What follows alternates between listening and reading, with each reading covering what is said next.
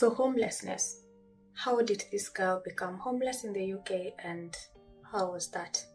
What did I do about it? And what got me in that situation? In this video, I will be talking to you about my homelessness. I feel like I'm still homeless to some extent. I will tell you how and why I think that. But welcome to another video on top. I hope you enjoyed. Like the video, share, subscribe, and I'm gonna sit down, get comfortable. I have my new ring light over here. I'm gonna put the link in the video description. It's really nice and it goes all the way up. Hi, sorry, I have dirty dishes. This is the disadvantage of living in a bed seat. People will see everything. Okay. Can you guys see me? There we are.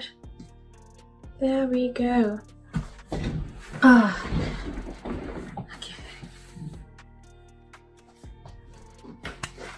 So I have notes. Oh my god, I need to put on my ring, to switch on my ring light. I love this ring light. It's really nice. And it's bright. How bright do I look right now? Anyway, so as you guys know, I left my marriage in the UK and that made me homeless. So every action has a consequence, okay? And the consequence of me ending my marriage and me leaving my home in Bristol was me becoming homeless. Being homeless means I did not have a place to call home. I did not have an address. One of the reasons I became homeless is because, one, I was only dependent on my partner. There's some construction outside. I really hope that, or I'm gonna just wait for it to die down. Okay, it's died down. So I came to join my partner in the UK and he's the only person I knew in the UK. If we're being honest, I do not have family here. At that time, I did not have friends here. So I had nowhere to run. It's not like in Kenya where I would just go to my sister's place and stay for as long as I wanted to stay. I hope you excuse the noise outside. Here, it was my partner. Without my partner, I just had no one. And that is why I ended up being homeless, because I left the only home I knew, the only person I knew in the country. And there was no escape for me after that. And you see, in Kenya, anyone can rent as long as you have money to pay the first month's rent and deposit for, I think, electricity and water. And you have some sort of identification, like maybe an ID, a visa, or I don't know, you can rent. But here in England, it's different. They require more. Like I don't know. The process is a bit complicated because like agencies ask for a lot of paperwork for bank statements, identity verification, there's that. They also need to establish that you can actually pay your rent every month without fail. That does not happen in Kenya. Nobody cares whether you'll be able to pay rent as long as you've paid the first month and the deposit. But here they do something called an affordability test. The landlord has to be sure that you can pay that amount of rent every month. And that is why renting here mostly favors people who are in employment. Because they have work contracts, they get paid a certain amount of money every month, which means they are more likely to be able to pay their rent every month without fail. Now, if you're self-employed, it's a disadvantage because, you know, self-employment is a bit unpredictable, to be honest, because there are some months you don't make money or you make less than you made the last month and all that. And I think landlords know that. And so they are not confident that if a self-employed person can pay their rent every month, and if they end up renting to you, you should, who I hear they ask people to pay like 6 months rent up front or 1 year's rent, or you need a guarantor, just someone who will pay your rent if you fail to pay. And if you're self-employed, you should have been self-employed in England for like 3 years. They need to see that you've been filing taxes and you need an accountant. Like there are so many things you need in order to actually rent in England. Yeah, and now look at me here, who was on a spouse visa. Now I have left my partner, which means my spouse visa, like I said in the previous video, once you leave your partner, your spouse visa is really null and void, because ideally you're in the country because of your partner, because of a relationship. If that relationship failed, it makes no sense that you are on a spouse visa. So even if you don't report that to the Home Office, the relationship has failed, which means your spouse visa is not really legal. Like the immigration status becomes questionable. And you see, even renting, you need to prove that you can rent legally in this country. And for you to prove that, you have to provide a legal immigration status. And if I say I want to rent and then I give a spouse visa, I feel like that would be questionable. And most landlords will not really rent to me because of the spouse visa. And they're like, you're supposed to be living with your spouse and all that. So that was that. I was unable to rent. Also, I could not prove that I would be able to pay the rent, and my visa status would not allow me to do that. That is how I became homeless. And the first thing that I had to do in order to be able to rent was to change my immigration status in the country and be legal again. And that's a process.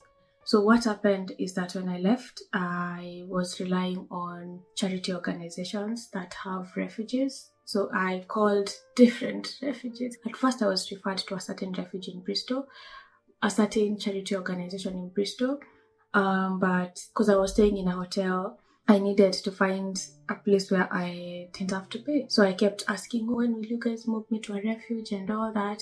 And I think what was holding them back was the fact that, you see, when you're on a spouse visa, you have no recourse to public funds, which means you cannot apply for government funding like universal credit and all that.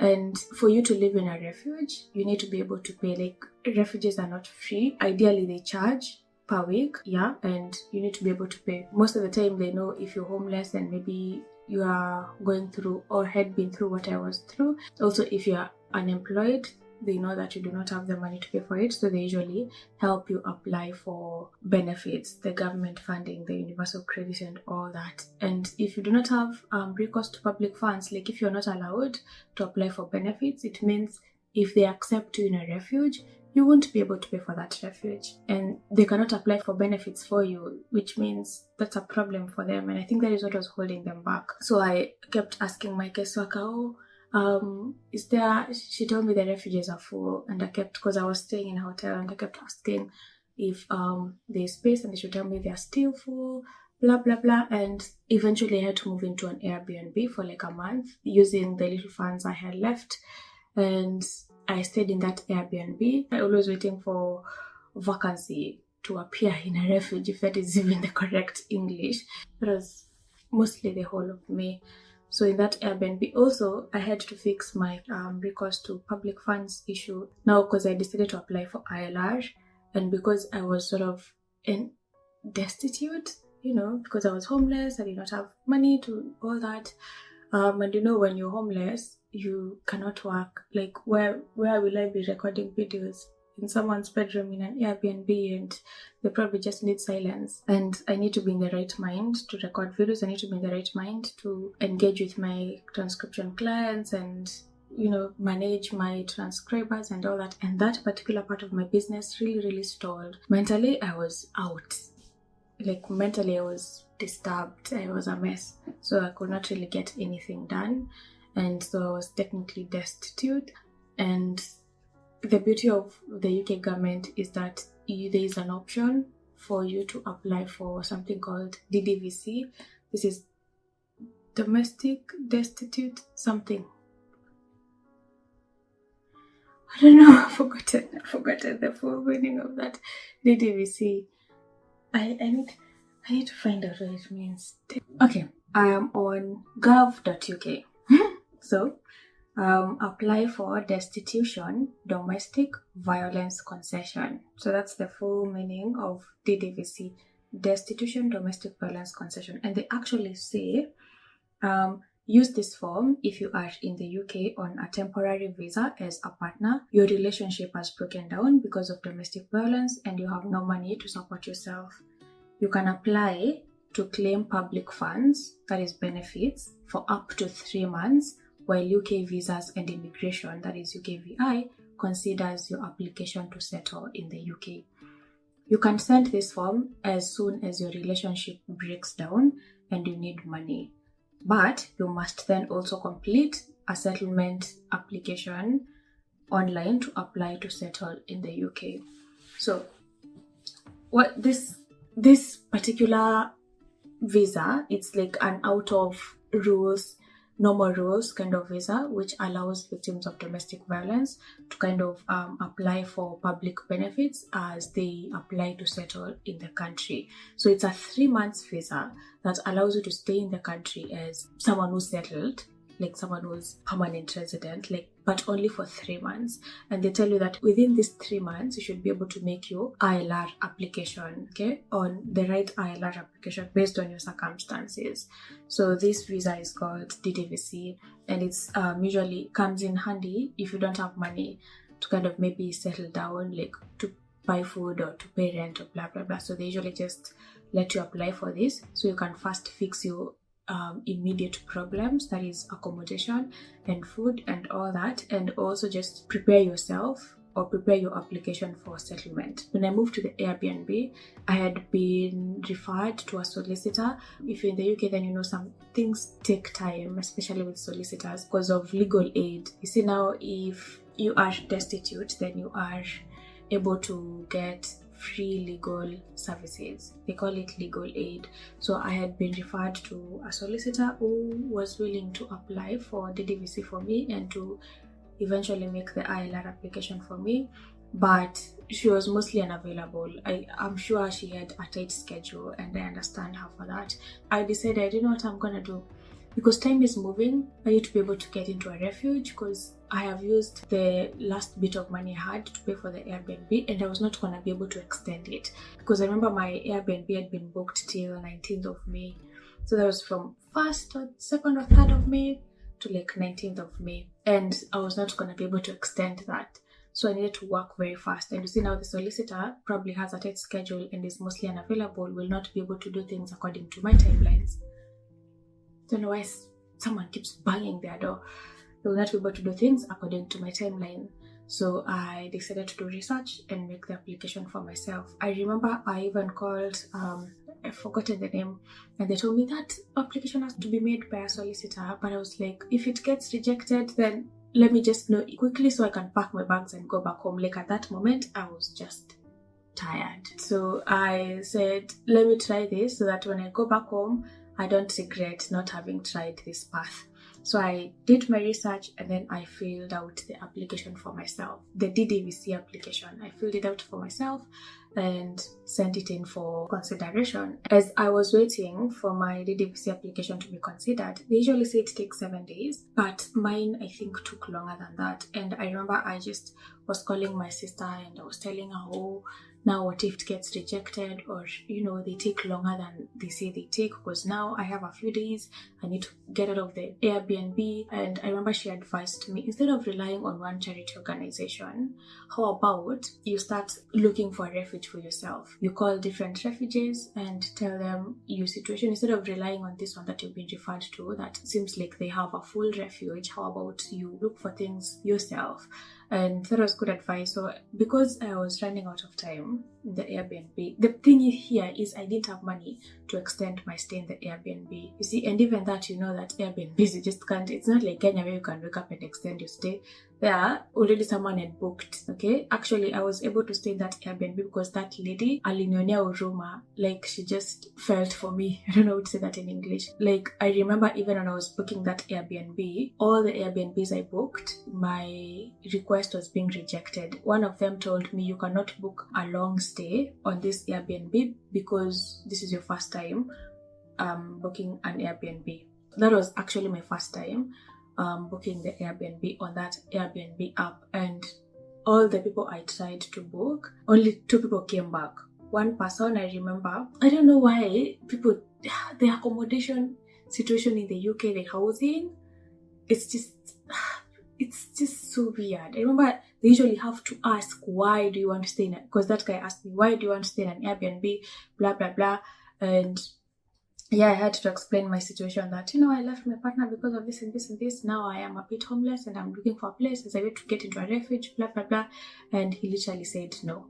He said he cannot give me an Airbnb because of that reason, only because of security issues and stuff like that. So he denied me, and I did request others, but they didn't get back to me. And the other guy, another room, you know, here, most Airbnbs are bedrooms in people's homes, in people's houses. So the other guy, I tried to book his room and he said, I cannot book a long stay since this is my first time booking on Airbnb. So he rejected my application like that. I think they do that for security reasons or something, but I do not know this country is just a bit too complicated when it comes to accommodation.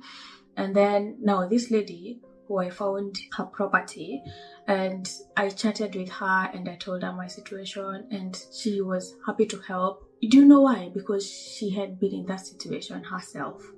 And my God, I was so lucky to meet her. She's such a nice person. She's British. And she told me, okay, then book. Then I tried to book and Airbnb refused my application. I tried to pay, they just refused it. Somehow they thought I would, I don't know, throw a party or something.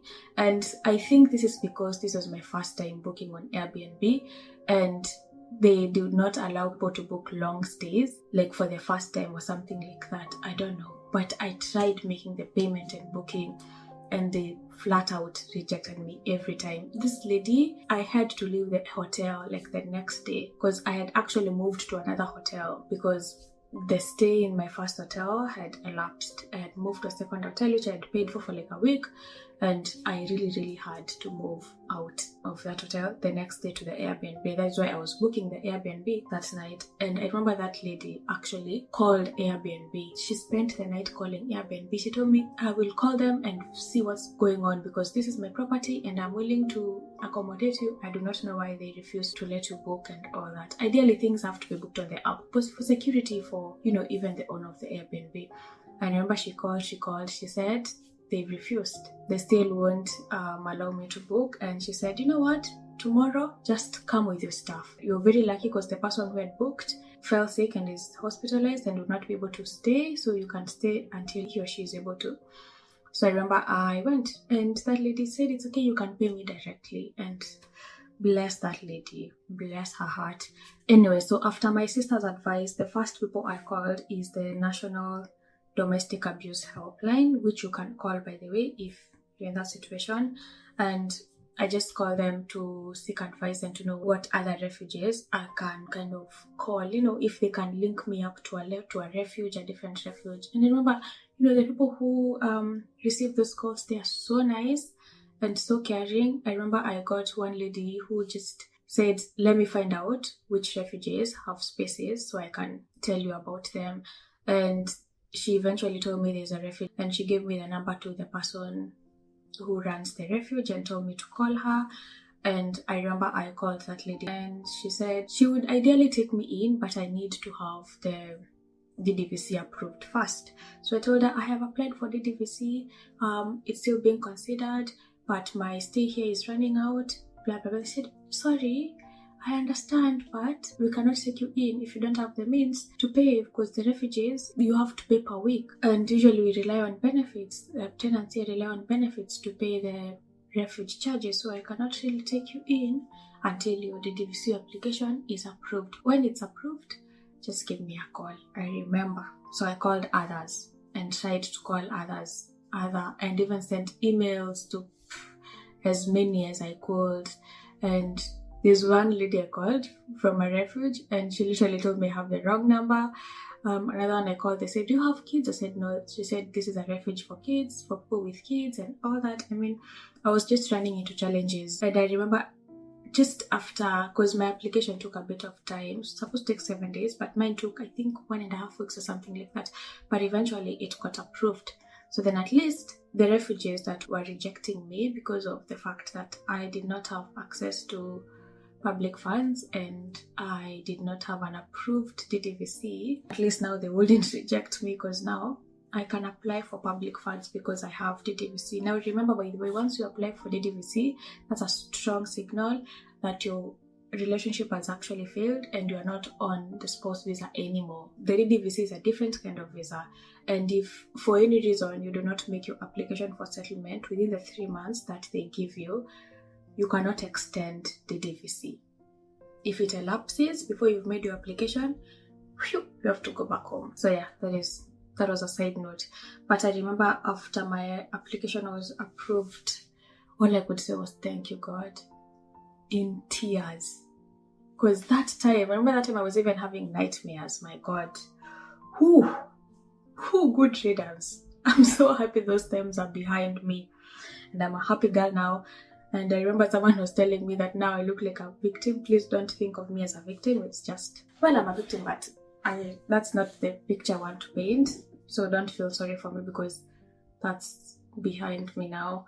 So yeah, I still continued calling refugees. My sister pressed on this. She told me, continue calling until even those who promise you, because people would say they'll call me back and they don't call me back. So don't wait on those who are saying they'll call you back. Continue calling until someone actually takes you in. That is when you stop calling. Yeah. Whew, that girl with advice, she really held me down.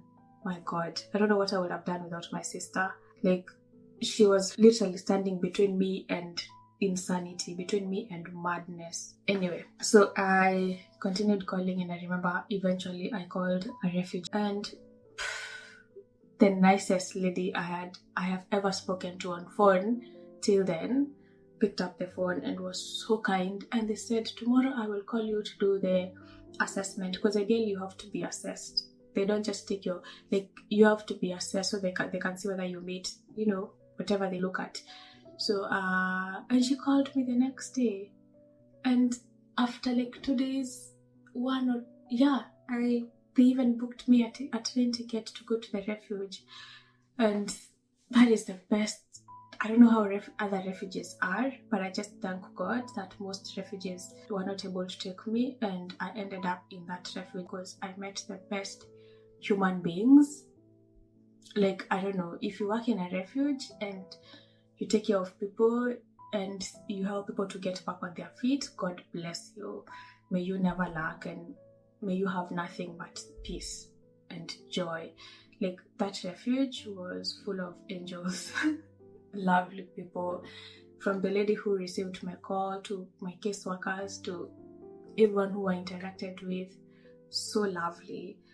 And I got so much peace after moving to the refuge. Anyway, so ideally when you're homeless, in that situation, the refuge is ideally your best option, especially for me, since I didn't have friends. Like, I think I knew 1 or 2 people, but we had not built like a strong relationship for me to go and live in their places. And these are people I met. Did you guys go to the event, the Jugush event in Swindon? I think early May. If you met me that time, you met the most messed up version of me, by the way. And I remember when I went to that event, I didn't go there for the jokes. It was like therapy. I just went there and it felt like home.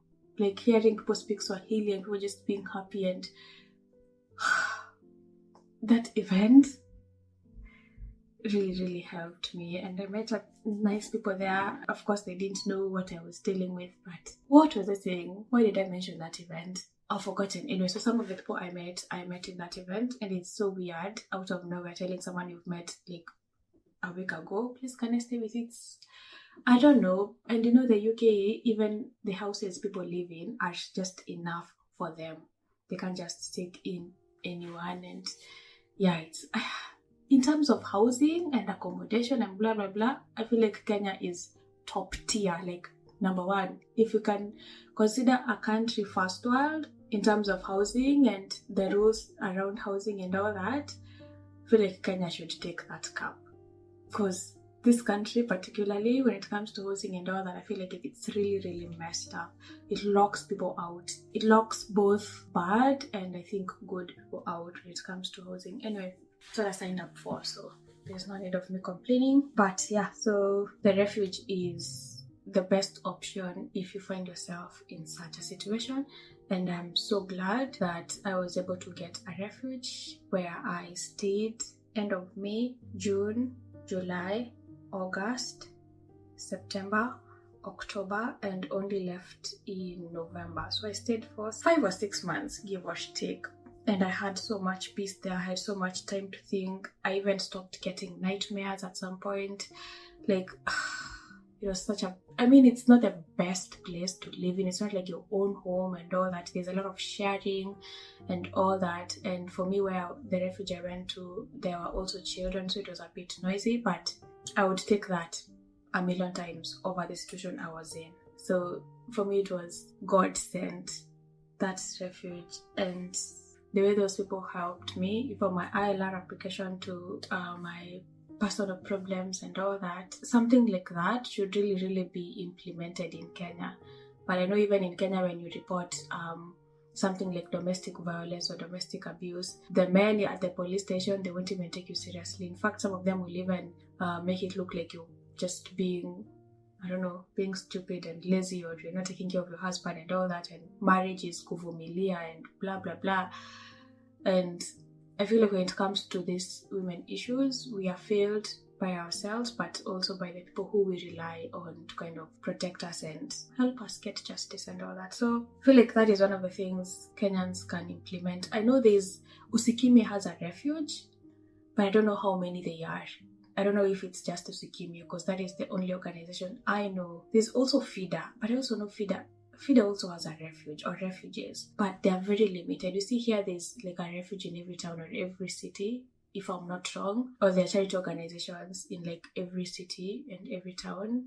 Kenya should do more in terms of that, and also just work with the legal system to make sure people who need help actually get help. So yeah, I really hope I don't know. I hope it's not too much information, but I hope it's being helpful. Anyway, so after I moved into the refuge, ideally housing was dependent on me first getting ILR. So like I told you, the DDVC gives you 3 months so that you can make your application. So you have to make your application before your DDVC expires. So I worked hard, put in my application, and it was approved. That's how I was now even able to get this particular accommodation, the one I'm in. And I was helped by the refuge I was staying at, the organization, and the council. That's how I was able to get this accommodation. It's lovely, but the details of it, like the agreement in terms of the occupancy agreement or letting agreement, or I don't know, the tenancy agreement, it's a bit complicated in terms of rent and all that. So that's why I am looking for different accommodation, which is better in terms of I just don't want to go into the details as to why I need to move out of this accommodation, but just know there's some complication somewhere, and that is why I'm looking to move. So, and getting accommodation has been a big challenge for me. One, because I haven't been in this country for long enough. Two, I do not have an accountant, and I am self-employed. I realized that being in the UK and renting is not really about money. It's not like about how much money you have in the bank. You have to do an affordability test, one, so you cannot apply for a house they think you can't afford. You have to convince them that you can pay that rent every month. So it's not about just paying your first month's rent and deposit. And that is not really a problem for me. My problem is the documents they'll ask for. Asking for a guarantor, because I'm self-employed, and like 3 years tax returns, the HMRC forms to show that you've been filing your returns for 3 years, which I do not have because I've been here only 1 year. I have only filed for 1 year. That was long, but I hope now you understand the homelessness situation and how I have tried getting out of it. I'm not where I want to be. I am in a better space, much better space than I was in April last year. By the way, remember, I still do consultations if you want guidance on how to make money online, getting digital jobs, remote jobs, freelance jobs, content creation and content monetization, starting a side hustle, creating passive income streams, or starting or growing an online business. Book your consultation for only $20 an hour. Right now, you can only book 1 hour, not more than that, and it will cost you $20, but you'll get nothing but value. Those who've consulted with me before know this. I offer nothing but value. Pick my brain. I will give as much information as I have. I will share my experience, and I will try my best to guide you to success. I also have a transcription course for those people who want to learn how to transcribe and start making money online. And I also do free tutorials and videos on digital jobs, that is reviewing companies that you can apply for. I also talk about online business ideas. I even create tutorials on how you can start some businesses on my main channel, that is Tess Ogamba. I have put the links to my main channel, to booking the consultation, and to my online course in the video description and as a pinned comment. So remember to book whichever interests you. And if you want to book a consultation with me, just know that I'll be so glad to have a chat with you.